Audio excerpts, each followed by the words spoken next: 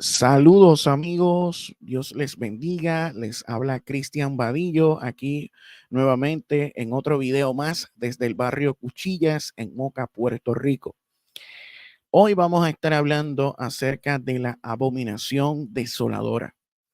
La abominación desoladora, la que habla Daniel y la que hablan los evangelios. ¿Qué es eso de la abominación desoladora? La abominación desoladora fue la ocurrencia de sacrificios paganos en el templo de Jerusalén por parte del rey griego Seleucida Antíoco IV Epífanes en el siglo II antes de Cristo, que reemplazaron los dos sacrificios judíos diarios o alternativamente el altar pagano sobre el cual se realizaban tales ofrendas. El libro de Daniel se originó como un conjunto de cuentos populares dentro de la comunidad judía entre finales del siglo IV antes de Cristo e inicios del siglo III antes de Cristo. En ese momento se sacrificaba un cordero 2 veces al día, en la mañana y en la tarde, en el altar del templo judío en Jerusalén. Pero Antíoco IV Epífanes, rey de la dinastía Seleucida griega, que luego gobernó Palestina, puso fin a esto en el año 167 antes de Cristo. Ahí hizo cesar el continuo sacrificio, como menciona Daniel capítulo 9. Los capítulos visionarios de Daniel 7 al 12, capítulo 7 al capítulo 12, se agregaron, se añadieron al libro. El libro de Daniel está compuesto en dos partes, una primera parte y una segunda parte que se agregó en ese periodo. Las visiones de Daniel 7 al 12 se agregaron al libro en ese momento para asegurar a los judíos que sobrevivirían ante esta amenaza de Antíoco IV Epífanes. En Daniel capítulo 8, un ángel le pregunta a otro cuánto durará la prevaricación asoladora. En Daniel 9 habla de un príncipe que ha de venir que hará cesar el sacrificio y la ofrenda. Este pasaje es reinterpretado por los preteristas y dicen que el que hace cesar el sacrificio y la ofrenda es Cristo con su muerte en la cruz. Pero el contexto original no habla de eso. Habla de Antíoco Epífanes IV haciendo cesar el sacrificio y la ofrenda, poniendo fin al culto judío y estableciendo un nuevo culto religioso basado en el helenismo. Después, con la muchedumbre de las abominaciones, vendría el desolador. En Daniel capítulo 11 cuenta la historia de un rey arrogante que establece la abominación desoladora. En Daniel capítulo 12 se le dice al profeta cuántos días pasarán desde el tiempo que se ha quitado el continuo sacrificio hasta la abominación desoladora.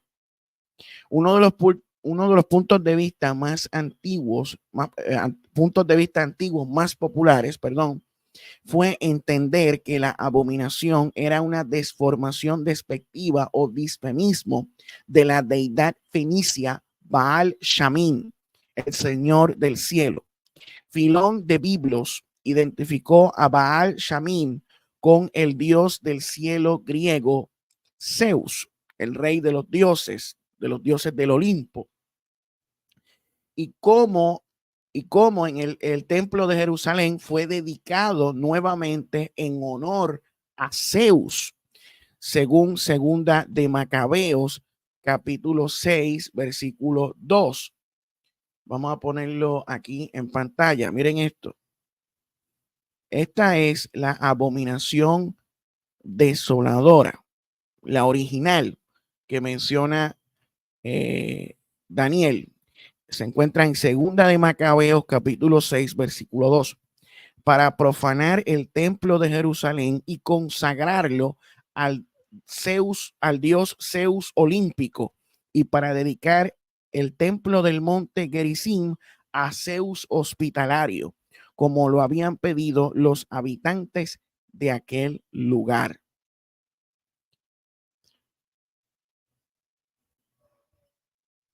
Eso es lo que nos dice. Los antiguos comentaristas tendieron a seguir a Porfirio de Tiro al considerar la abominación en términos de una estatua del dios Zeus. Más recientemente se ha sugerido que la referencia es a ciertas piedras sagradas, posiblemente meteoritos, que se fijaron en el altar del sacrificio del templo con fines de adoración pagana, ya que el uso de tales piedras está bien atestiguado en los cultos cananeos y sirios. Esto ha sido criticado, dice que es muy especulativo y dependen de análisis defectuoso. Estudios más recientes tienden a ver la abominación desoladora como una referencia a las ofrendas paganas que reemplazaron la ofrenda judía de 2 veces al día. ¿Sabe? La prohibición de los sacrificios y estas nuevas ofrendas dedicadas a Zeus. Se dice que Antíoco Epífanes IV sacrificó un cerdo en el altar del templo. Y vemos en Daniel capítulo 11, versículo 31, dice: sus soldados profanarán el templo y las fortificaciones, suspenderán el sacrificio diario y pondrán allí el horrible sacrilegio. En Daniel 12:11 menciona que 1290 días pasarán desde el momento en que se suspenda el sacrificio diario y se ponga el horrible sacrilegio en el templo del Señor. Dice aquí, ¿ve? Buscamos más acá. Sí. Y en segunda de Macabeos 6:5 se nos dice: y el altar se veía lleno de animales que la ley prohibía ofrecer. O sea, cerdos. Se sacrificaban cerdos dedicados a Zeus en el altar del templo de Jerusalén. En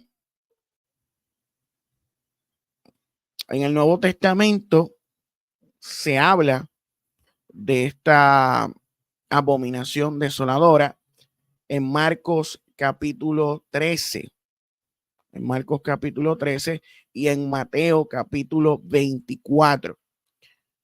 Los preteristas interpretan este pasaje con lo que sucedió en la destrucción de Jerusalén en el año 70, con Tito Flavio Vespasiano entrando al templo, destruyendo el templo y todo lo que ocurrió en el año 70. ¿Ves?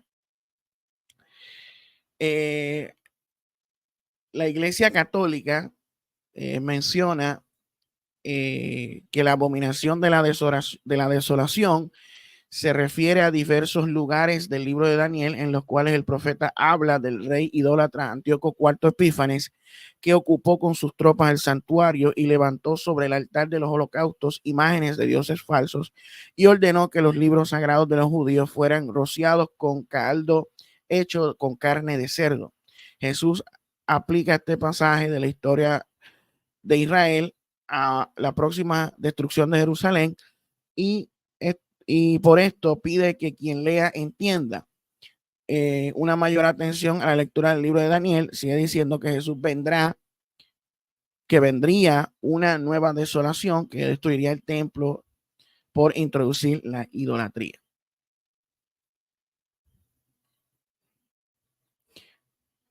Pero dice: el templo fue destruido y profanado por las tropas romanas en el siglo II. El emperador Adriano mandó a colocar una estatua de Júpiter. Júpiter es el equivalente de Zeus sobre las ruinas del templo. Porque Júpiter es Zeus, porque la mitología griega y la romana se fusionaron. El equivalente de Zeus es Júpiter. Y vemos que nuevamente se coloca una estatua en el siglo II de nuestra era en las ruinas del templo de Jerusalén. Y nosotros queremos mencionar de otra situación que se dio 30 años antes de la destrucción de Jerusalén en el año 70, o lo que hizo Adriano en el siglo II después de Cristo. Y es lo que hizo Calígula. El emperador Calígula propuso poner una estatua de sí mismo como si fuera Zeus en el templo de Jerusalén. En Marcos capítulo 13, versículo 14, de manera similar a Mateo 24:15, se dice que Jesús dijo: cuando veáis la abominación desoladora colocado donde no le corresponde, que el lector entienda, entonces los que estén en Judea huyan a los montes. Una teoría importante o muy extendida, creída por los preteristas, es que esto se refiere a los estandartes romanos que se colocaron en las ruinas del templo después de que Tito destruyera el templo de Jerusalén en el año 70 después de Cristo. Esto es lo que enseña el preterismo total, el preterismo parcial. Pero hay pruebas de que mucho antes de esto, en el año 40 aproximadamente, del 39 al 40, hubo un intento por parte de Calígula de colocar una estatua de sí mismo en el templo. Y esto 30 años antes de lo que sucedió en el 70. Calígula envió a Petronio a Siria para dirigir un ejército a Judea y obligar a los judíos a aceptar esta estatua. Los judíos se estaban preparando para resistir esta imposición. Afortunadamente, Calígula murió en el año 41 después de Cristo, antes de que se cumpliera esta orden. Quizás esto sea evidencia de que los evangelios de Marcos y Mateo, que fueron escritos en algún momento durante el periodo comprendido entre el edicto de Calígula en el año 39 después de Cristo y su muerte en el año 41 después de Cristo.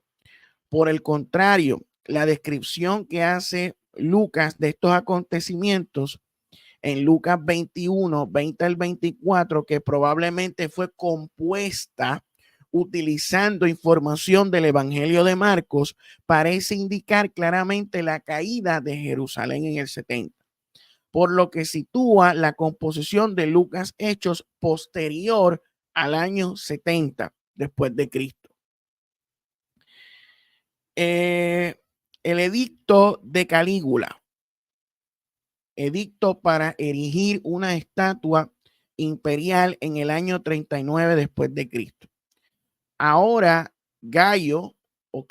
Calígula guardaba rencor por haber sido ignorado solo por los judíos a este respecto, porque Calígula buscaba ser adorado como un dios en vida. Hubieron emperadores que fueron adorados como dioses posterior su muerte, pero Calígula quería ser adorado como una deidad en vida y mandó a poner estatuas de él mismo en todos los templos del Imperio Romano, incluyendo en el de Jerusalén.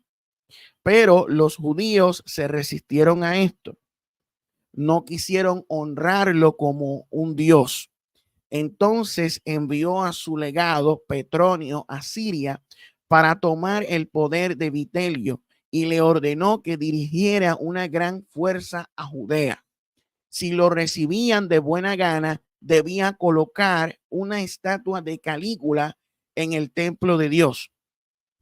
Pero si lo trataban con arrogancia, él todavía debía hacerlo después de dominarlos en la batalla.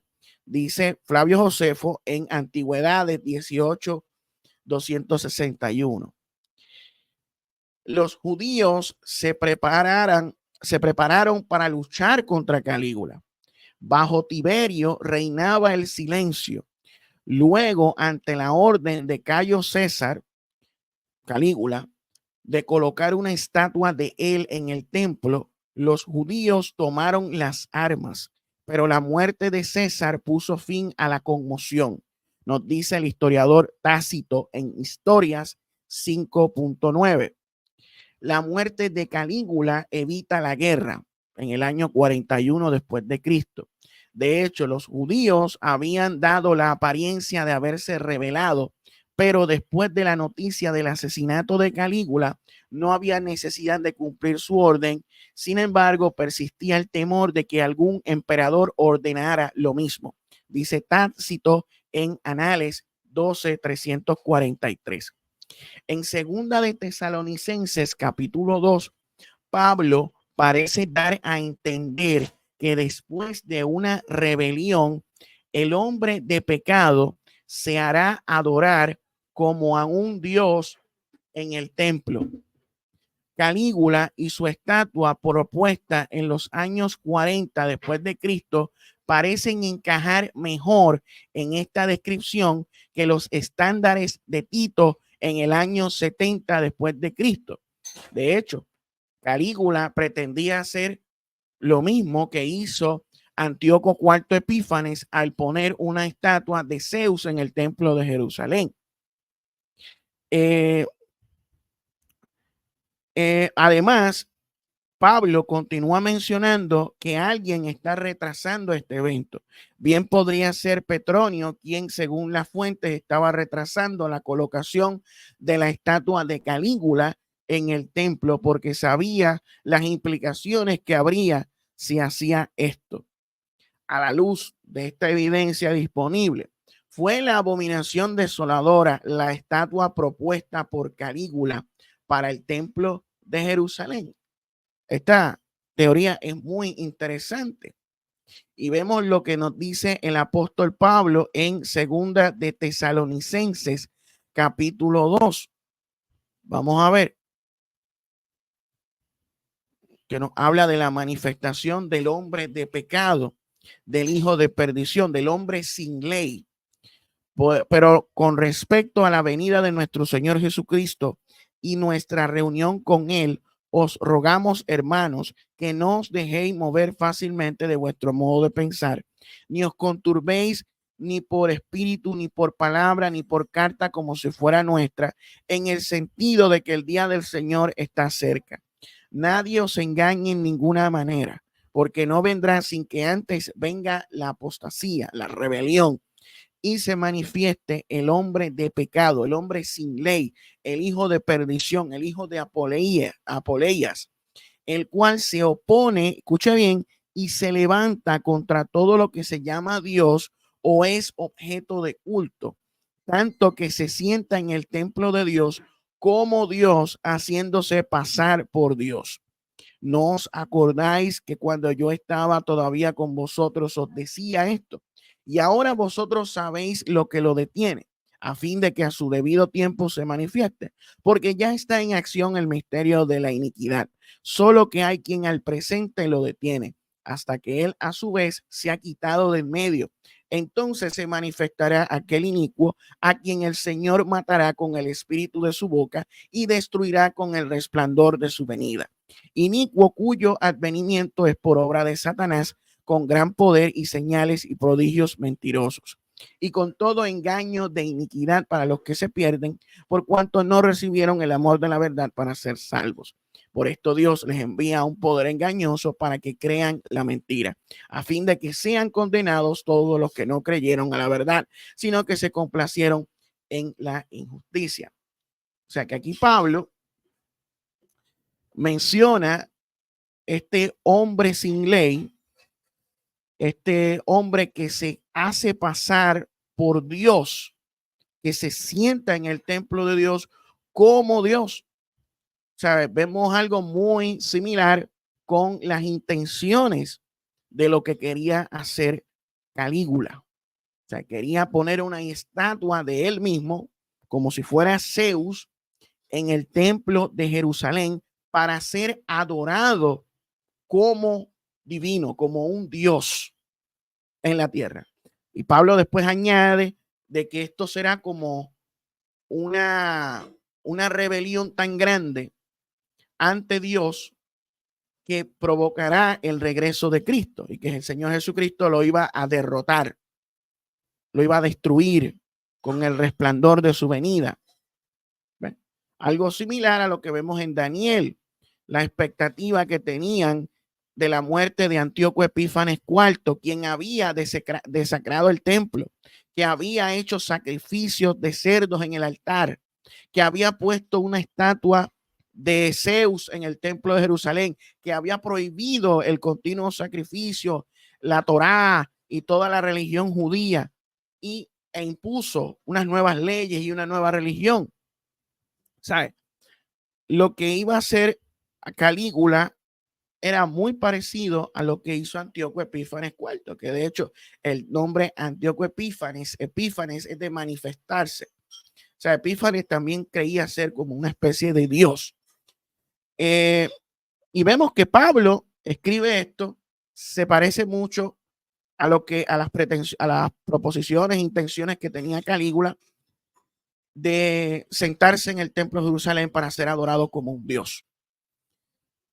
Los preteristas hablan mucho de lo que sucedió en Jerusalén en el año 70 y dicen que ese fue el cumplimiento de la profecía de Daniel y de Marcos 13 y de Mateo 24, y que esto no volverá a suceder en el futuro porque ya esto se cumplió en aquella época. Sin embargo, lo que sucedió en el año 70 no es lo mismo que sucedió en Daniel, cuando se menciona el que lee, lo que dijo el profeta Daniel, el que le entienda. O sea, lo que sí se parece a Daniel era lo que iba a hacer Calígula. O sea, cuadraba más. Lo que hizo Adriano en 200 años después, en el siglo II, que colocó una estatua de Zeus en las ruinas del templo de Jerusalén, también se puede interpretar como una abominación desoladora, porque en las ruinas del templo de Jerusalén coloca la estatua del dios Zeus. Mire, la Iglesia Católica menciona que el templo de Jerusalén fue destruido y profanado por las tropas romanas. Sí, y en el siglo II, el emperador Adriano mandó a colocar una estatua de Júpiter en las ruinas del templo. Júpiter es el equivalente de Zeus. Jesús detalla el anuncio de nuevas calamidades, los dolores, los falsos profetas, los falsos mesías que harían falsos signos, aún más se presentarían como el verdadero Cristo, el verdadero Mesías que tiene que venir o tiene que regresar. Para todos los casos, Jesús les da solamente una advertencia: no lo creáis, no les creáis. Cuando venga el Hijo del Hombre, no será de forma oculta o solo para algunos, sino de forma manifiesta, como un relámpago que ilumina toda la tierra. O sea, que se supone que la segunda venida de Cristo sea un evento visible, un evento que todo ojo le verá. En estos versículos parece que Jesús identifica la caída de Jerusalén o la abominación desoladora de la rebelión contra Dios como imagen del fin del mundo. Esta gran tribulación debe ser un ejemplo para los cristianos, pues a lo largo de la historia muchas veces llegarán a pensar que la tribulación es insufrible. Más adelante, los cristianos, cuando vieron los ejércitos rodear la ciudad, recordaron las palabras de Jesús y huyeron a Transjordania, lo que hoy sería the West Bank, territorio palestino. Y nos dice, ante estas dificultades, les indica a sus discípulos dos caminos para vencer y perseverar. En primer lugar, les dice que bien sabe él que aunque los peligros son tan grandes que pueden hacer tambalear al más santo, Dios no permitirá que sean superiores a las fuerzas de su elegido. Y menciona un par de cosas más. O sea, que el que persevera hasta el fin, ese será salvo.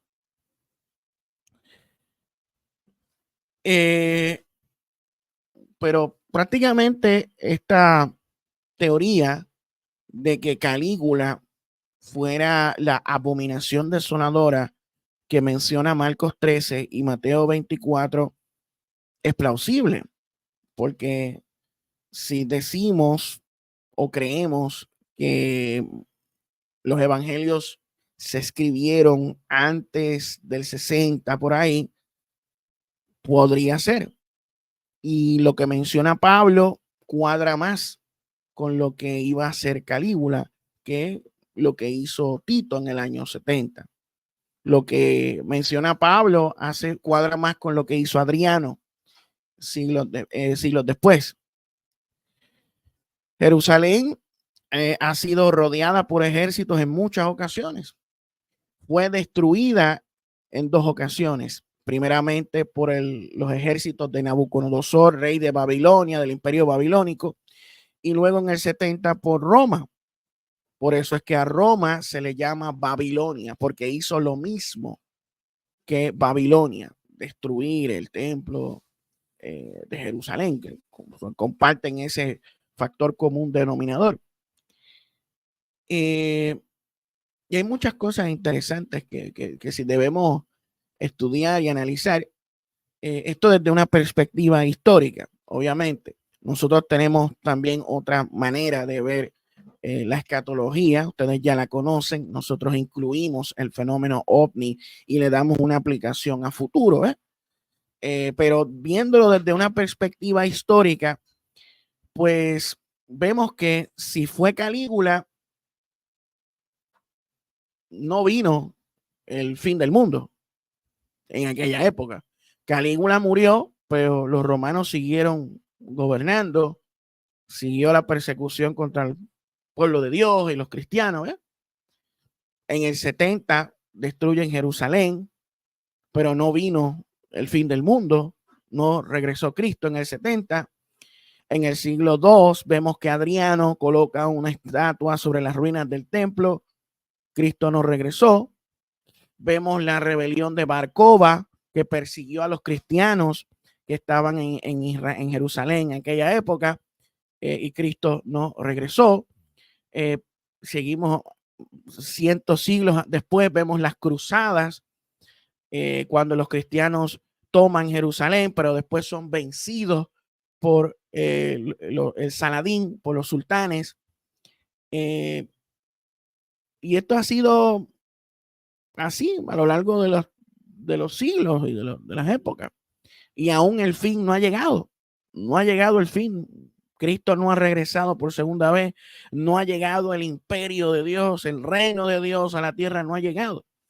Y es por eso que surgen estas escuelas preteristas que reinterpretan estas expectativas que no se cumplieron, si las hubo, que no se cumplieron en aquella época, las espiritualizan y le dan un cumplimiento espiritual, diciendo que ya Cristo regresó en el año 70 y le dio cumplimiento a las profecías de Daniel, a las profecías de Ezequiel y también de Isaías y todo lo que dice el Antiguo Testamento y las maldiciones de Deuteronomio 28, y que ya estamos en un cielo nuevo y tierra nueva, que ya la tierra y el cielo pasaron, que ya todo está cumplido, que estamos en Disney. Pero todas esas creencias están completamente enajenadas de la realidad del mundo real, basada en presuposiciones y delirios mentales, porque la realidad es que nada de esto tuvo su cumplimiento. ¿Sabe? Hubo una expectativa, si hubo una expectativa en el primer siglo, fallaron en esas expectativas.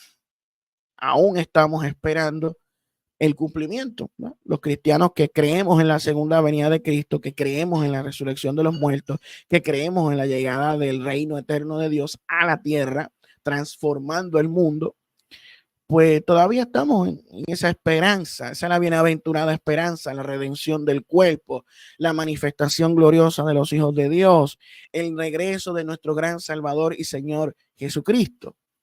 ¿Ve? Esa es la bienaventurada esperanza. Todavía eso no ha ocurrido, pero los preteristas dicen que ya eso ocurrió y que todo es espiritual. Bueno, ¿qué vamos a hacer? Así es que bregan ellos. Pero resumiendo y concluyendo, la abominación desoladora inicialmente se refiere a la prohibición del culto judío por parte de Antíoco Epífanes IV, que hizo cesar el sacrificio continuo. Colocó una estatua de Zeus en el templo de Jerusalén, sacrificaron cerdos en el altar. En Marcos 13 podría estar hablando de Calígula y las intenciones que tenía de llevar un ejército allí a Jerusalén y poner una estatua para ser adorado en el templo de Jerusalén como una divinidad, como un dios. Esto puede darse en el futuro si se reconstruye un tercer templo. ¿Cómo puede ser otro tipo de interpretación? Lo que vaya a suceder. ¿No? Puede ser otra cosa. El tiempo dirá. El tiempo dirá, pero en el siglo I no se cumplieron las expectativas que se tenían.